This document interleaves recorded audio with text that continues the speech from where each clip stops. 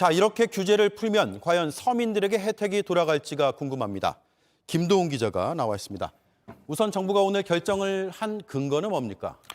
국토부는 최근 주택가격 등 여러 시장 상황을 종합적으로 고려한 조치다, 이렇게 밝혔습니다. 지방을 중심으로 집값 하락폭이 커지고 있고 금리까지 오르면서 집값이 더 떨어질 가능성이 높기 때문에 지방을 규제할 필요가 이제는 없어졌다는 겁니다. 네. 여기에 건설이 내수에서 차지하는 비중이 높은데 미분양 분량이 늘어서 지방 건설 경기가 침체되기 전에 선제적으로 조치를 내려야 한다고 판단한 것으로 보입니다.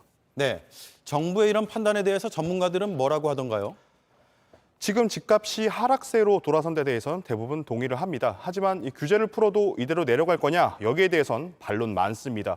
일단 집값이 빠지기 시작한 게 이제 6개월 정도인데 주택 거래 자체가 거의 없다 보니까 좀 성급한 게 아니냐, 이런 지적이 나옵니다.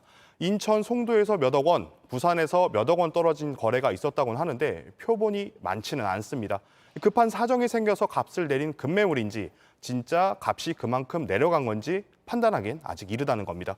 이런 상황에서 규제를 풀면 집값 하락 속도가 줄거나 오히려 오를 수도 있다는 지적이 나오는 이유입니다. 네, 중요한 건 내 집 한 채 마련하고 싶은 서민들에게 과연 혜택이 돌아가느냐 이건데 어떻게 봐야 됩니까? 혜택이 별로 가지 않을 가능성이 큽니다. 오히려 내 집 마련 기회가 줄어들 수도 있습니다. 네. 이 규제가 풀린 지역에선 민간 건설사가 짓는 아파트 가점제 비중이 낮아지기 때문인데요.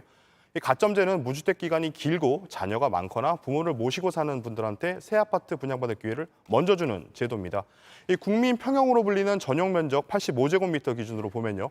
지금은 조정 대상 지역에서 가점제로 75%를 분양을 합니다. 하지만 다음 주부터 규제가 풀리면 가점제 비중 40%로 낮아집니다. 나머지 60% 추첨으로 뽑는데요.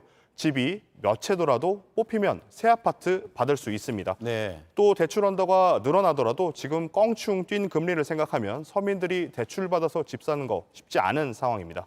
네. 자, 서민들이 혜택을 못 받으면 그 혜택은 주로 어디에 돌아가게 됩니까?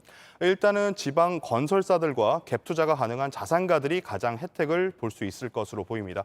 이 건설사 입장에선 새 아파트를 살 수 있는 사람이 많아지기 때문에 더 많이 지을 수 있겠죠. 이 현금 부자들도 선택의 폭이 늘어나게 됩니다.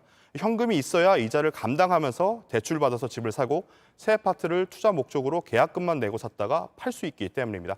아직 서울과 수도권은 규제가 여전한 상황이다 보니 지방으로 갭 투자하려는 수요가 몰릴 수 있다는 걱정도 나옵니다. 전문가 얘기 들어보시죠. 네. 그런 부동산 투기를 하는 사람들이 지방에서부터 이제 투기를 하려고 해서 그런 풍선 효과가 생기지 않을까 우려가 되고 있습니다. 실제로 규제가 있는 상황에서도 지난해 부산 해운대 아파트 거래 가운데 외지인 거래 건수는 전체 20% 가까이 됐습니다. 아파트 5채 중에 한 채를 외지인이 사들인 셈입니다. 자, 그러니까 돈을 좀 더 가진 쪽의 혜택이 더 큰 혜택이 돌아갈 것으로 보인다. 이런 얘기군요. 잘 들었습니다. 김도훈 기자였습니다.